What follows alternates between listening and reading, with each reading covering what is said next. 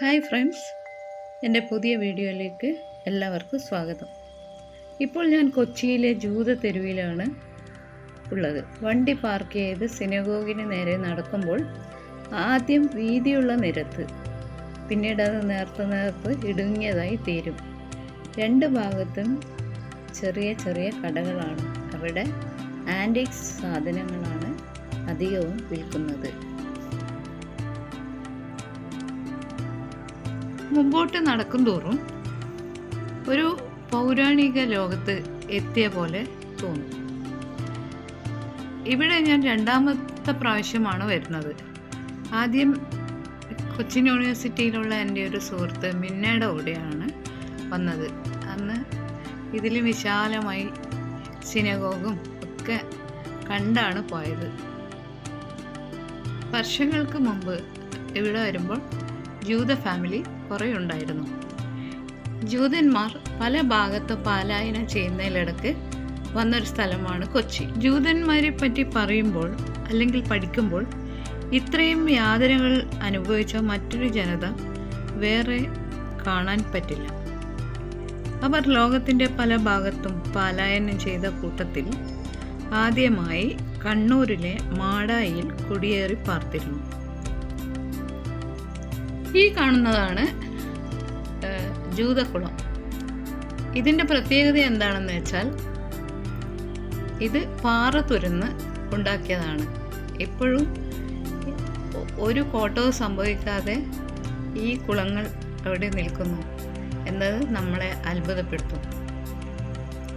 അന്ന് മാടായി ഭരിച്ച രാജാക്കന്മാർ ജൂതന്മാർക്ക് അവിടെ താമസിക്കാനുള്ള അഭയം കൊടുക്കുകയായിരുന്നു. ലോകത്തിന് പലതരത്തിലുള്ള സംഭാവനകൾ നൽകിയ ആളുകളാണ് ജൂതന്മാർ. ലോകത്ത് യഹൂദന്മാരായ പ്രതിഭകളുടെ സ്വാധീനം വലുതാണ്. ലോകത്തെ ചിന്തിപ്പിച്ചത് ഒരു യഹൂദനായിരുന്നു, കാറൽ മാർക്സ്. പിന്നെ ചിരിപ്പിച്ചതോ മറ്റൊരു ജൂതൻ, ചാർലി ചാപ്ലിനാണ്. ആത്മീയതയിൽ ലോകത്തിനെ മുക്കിയത് നമ്മുടെ യേശുക്രിസ്തു അല്ലാതെ വേറെ ആരെയാണ്? സയൻസിൽ ഒരുപാട് സംഭാവനകൾ തന്നിട്ടുണ്ടായിരുന്നു. ഹൃദയരോഗികൾ ഉപയോഗിക്കുന്ന പേസ് മാസ്കർ. സയൻസിന് ഏറ്റവും വലിയ സംഭാവനകൾ തന്ന നമ്മുടെ ഐൻസ്റ്റീൻ ഒരു ജൂത വിശ്വാസിയായിരുന്നു.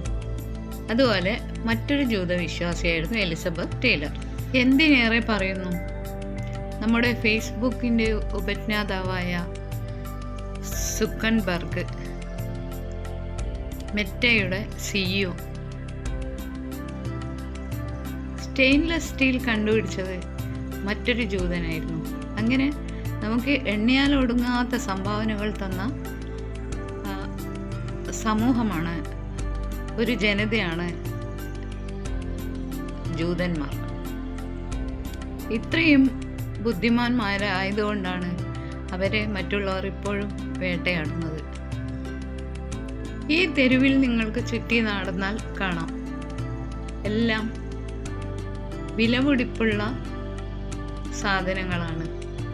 നമ്മൾ വില അന്വേഷിച്ച് ഒരു ഷോപ്പിൽ കയറിയാൽ അതിൻ്റെ എനിക്ക് തോന്നുന്നു ഒരു 3 ഇരട്ടി അധികം അവർ വില പറയും.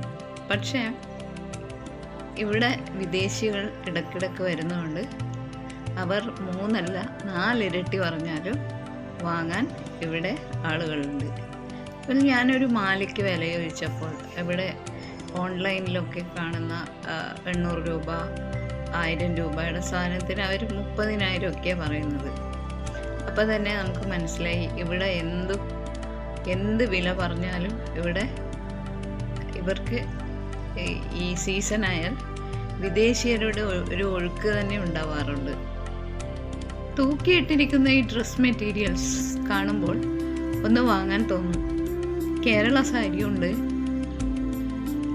ഏറെക്കുറെ ജൂത സംസ്കാരത്തിന് ഉപയോഗിക്കുന്ന വസ്തുക്കളാണ്.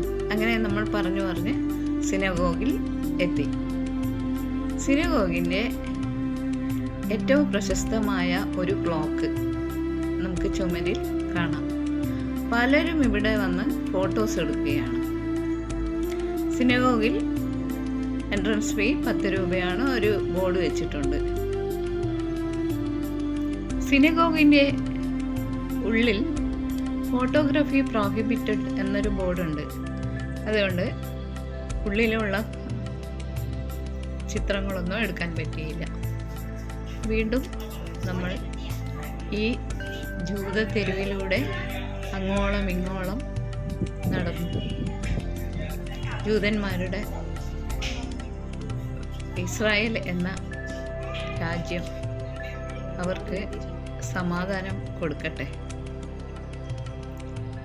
ലോകത്തിലെ ഏറ്റവും സുന്ദരന്മാരും ഇവർ തന്നെയാണ്. ഇവർ 2 തരമുണ്ട്. ഇന്ത്യയിലുള്ള ആളുകളെ വിവാഹം കഴിച്ച് കറുത്ത ജൂതരും ഉണ്ട്.